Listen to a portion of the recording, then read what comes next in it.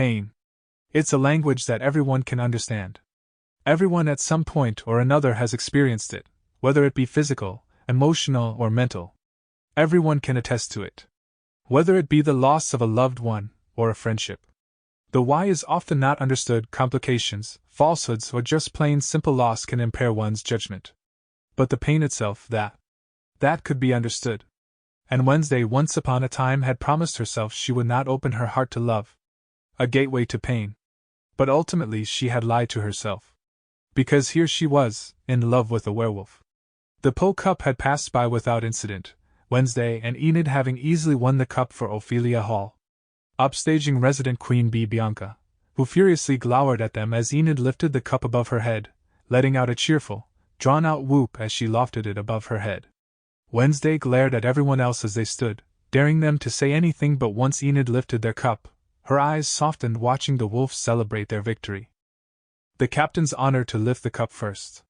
Any more hugging it, and you may end up sleeping with it, Wednesday muttered as Enid brought the cup closer to herself at the table where they sat with Divina and Yoko, who was currently drinking a fresh blood bag, laced with vitamins to speed up her recovery. Enid gave Wednesday a side-eye look. Wednesday stared right back. Careful, Sinclair, they say when you stare into the abyss, it'll stare right back at you, Wednesday said, her lips upturned in amusement. Really? Because I heard falling into the abyss does wonders for your complexion, Enid said, smirking. Indeed, Wednesday replied, her eyes never leaving Enid's more bright and colorful ones. Divina sighed before looking at Yoko. Jesus, you weren't wrong, are they always? She spared another glance. Like this? Yoko looked at the other couple as Enid had now turned to look at Wednesday fully, eyes moving to look over Enid's face, looking at her tenderly. Yoko too sighed. Unfortunately, yup. Divina shook her head, laughing softly. I'm happy for her, Divina said softly. Enid's eyes were full of light, like Wednesday's contrasting black brought more color in her, brought her to life in ways that no one had thought possible. Enid had always been bubbly, cheerful, well-liked and loved. But Wednesday brought new traits to life, ferocity, reverence, and even self-esteem. Only those closest to her knew that Enid lacked self-esteem, especially with having someone like Esther as a mother. Yoko paused her sucking of blood from the blood bag to look at the enamored couple. I am too div, she deserves to be happy, Yoko said. Divina smiled lightly. Truth was the two were inseparable. Wednesday was never without Enid and vice versa, the two had become a deal package. Always together. Wednesday would glare and flex her fingers into fists if someone even looked at Enid the wrong way, and Enid would preen and smile at the protectiveness of her mate, her paramour. Enid had questioned it one night. Willa, why do you use the term paramour to describe me? Enid asked one night as she was busy doing things nails. Wednesday looked up from where she was reading a rather old-looking book that when questioned she had replied it was Hell's Bible.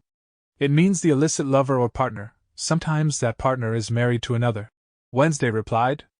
Enid raised her eyebrow. But I'm not married. Wednesday turned to fully regard Enid. Her eyes flickered down to her lips and then her ring finger before looking her in the eye. Not yet, she said simply. Enid nearly choked on her own saliva, meaning to gasp, but she inhaled at the same time and nearly sent her into a spluttering coughing fit. Wednesday merely smirked. I also said illicit partner. Angels, fallen or not, aren't allowed to take partners of a lesser species. Lesser species? Enid nearly growled. Wednesday sighed. The words of my former superiors, Wednesday said, you are either a lesser species nor one not worthy of my courtship. In fact, you are the only one. Wednesday said softly. I think you are magnificent, both in human and wolf form. You electrify me every time our eyes meet. Your touch sends me into a tortured frenzy as I always long for it, and not feeling it reduces me to an almost feral state, me soul. Enid's lip quivered, but she took control of herself once more. Not used to such high, loving praise from anyone, she craved it like a man dying of thirst. She wanted Wednesday to hold her, whisper sweet nothings into her ear, just so she could melt in her arms and feel the love that she had craved for years on end with no reciprocation. Really? Enid whispered, her lip quivering. Wednesday placed the tome down gently and maneuvered herself until she was sat across from Enid. Wednesday reached out her black-nailed fingers, interlinking them with Enid's more colorful ones. Enid dipped her head to look at their finger, interlaced. I would never lie to you, Enid. Not about this. Simply being the shadow that your light casts is enough to entice me to want to spend an eternity with you. Enid raised her head. Her sparkling blue eyes met Wednesday's, who felt that electrical current zip through her like a bolt of lightning. Tears fell, unbidden, the very essence of Enid's soul shedding itself. Wednesday understood the saying of, eyes are the windows to the soul. Because right here, right now, she can see Enid's in its true, unfiltered, raw glory. Enid reached out a shaking hand and placed her palm on the side of Wednesday's face. She closed her eyes as she leaned into it, showing Enid just how much she really did crave her touch. Me soul, Wednesday whispered, voice catching in her throat, thick with raw emotion. How you set me ablaze. I love you, Wednesday. So much I can't think straight. Enid said. Wednesday smirked. Good, because if you thought straight, then we'd have a problem. Okay, that was like atrociously bad. Enid exclaimed, giggling.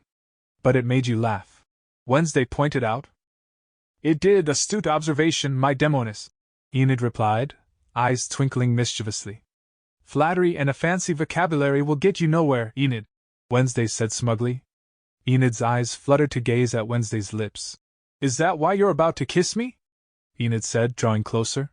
You captivate me, me soul. Words can never convey. Wednesday trailed off, her words failing her as Enid crashed her lips desperately into hers. Wednesday stood on their shared balcony, watching the shimmering of the angel warding in the distance. Her grave ebbed and flowed, its darkened essence keeping Nevermore safe from heavenly interference. Satisfied, Wednesday stepped through the window into their dorm. Enid lay, limbs askew messily, her mouth hung open as she snoozed away, and Wednesday took a moment to simply watch Enid in her sleep. Her arms lay played open, wide enough for a Wednesday-sized object to fill. Wednesday was already moving, tucking her head under Enid's chin, the latter's arms immediately encircling the goth. The wolf let out a contented sigh, giving the ravenet a small squeeze. Hey, she whispered, her voice thick with sleep. You're supposed to be asleep, Wednesday said just as quietly, brushing some of the blonde's hair away from her forehead. I know, Enid said gently. But I miss you. Enid opened her eyes half-lidded. Go to sleep, me lupa, Wednesday said, gingerly stroking the back of Enid's head. Enid nodded before letting her eyes close again.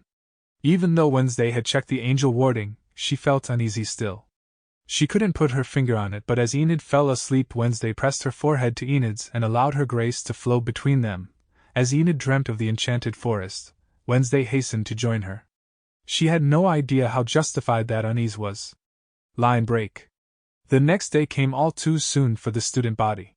Breakfast was a mixture of a sleepy and lively affair, depending on the group clichés. This morning, Wednesday and Enid sat together. Quietly. Simply finding peace in each other's presence, Wednesday glared at passing students who even dared to look in Enid's direction. This was not to last, and Principal Weems came striding into the cafeteria, casting her eyes around before finally settling on Nevermore's signature couple. Her heels clicked against the floor as she approached them, wearily. Miss Adams, Miss Sinclair, Weems greeted with a warm smile, although it looked forced. Morning, Principal Weems, Enid greeted cheerily. Her smile faltered though as Weems looked at her with something akin to pity. Enid, Weems gulped. Miss Sinclair, you need to come with me, it's a matter of urgency, Weems said. Is everything okay? Enid said, sliding out of her seat. Your mother is waiting in my office. It's your father, Weems said. He's had a heart attack.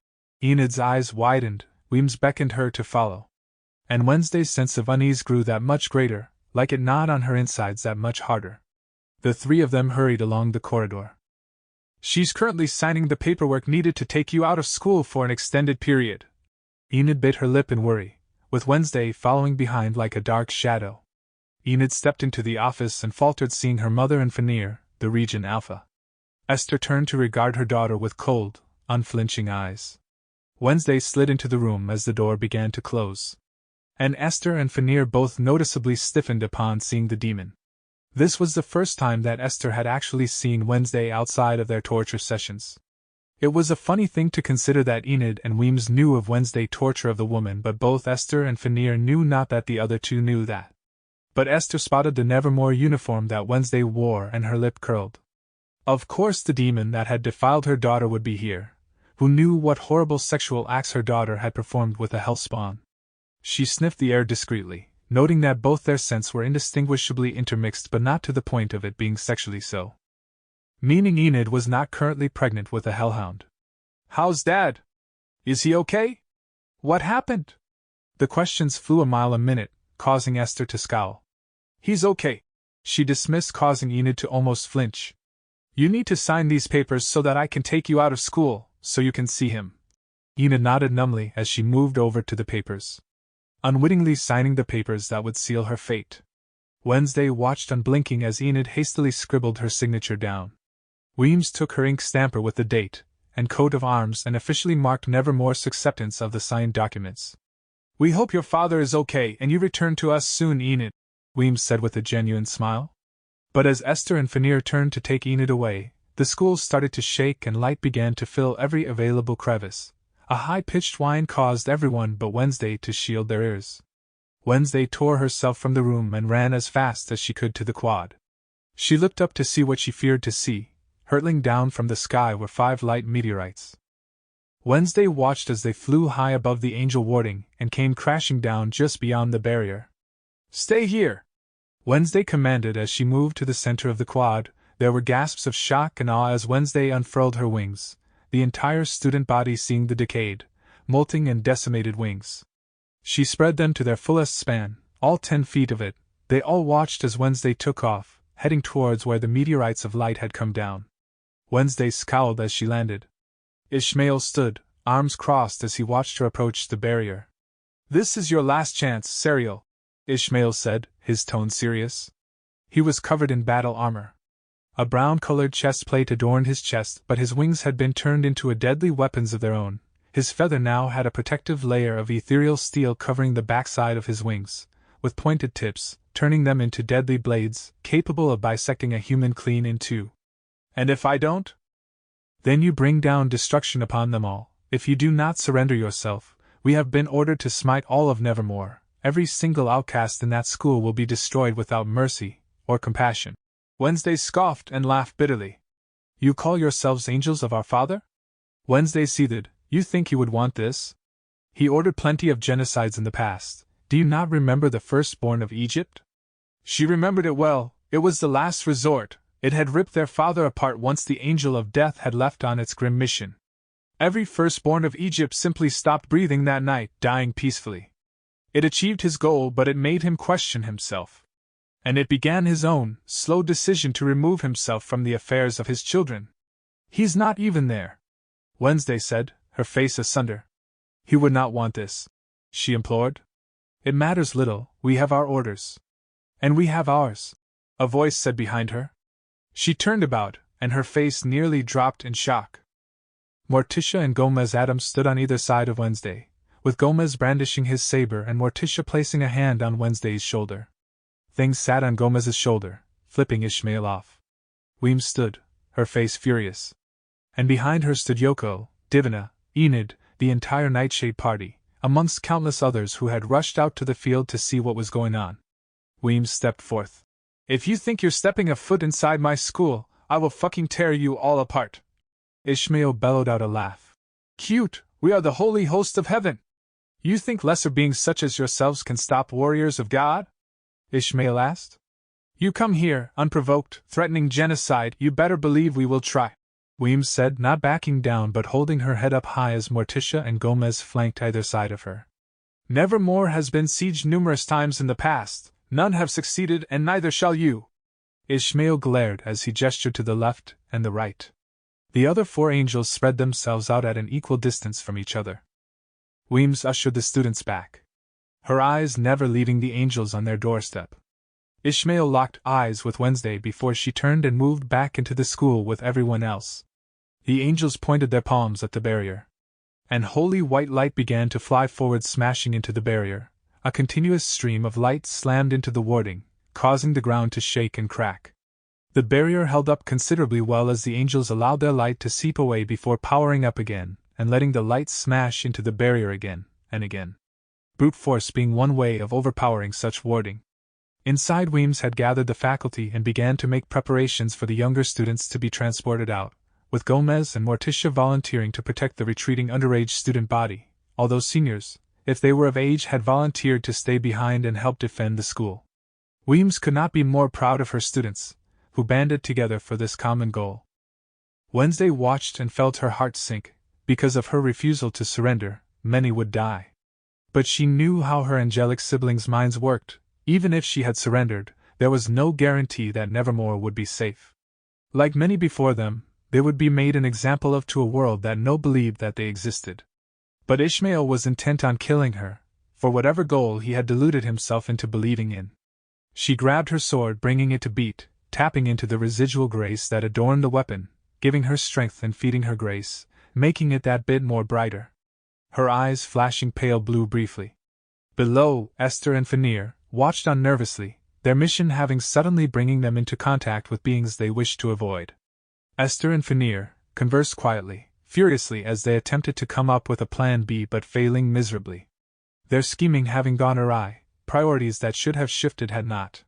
Even with the angels attempting to bang down the door and slaughter those who dared to stand in the door's way as it exploded.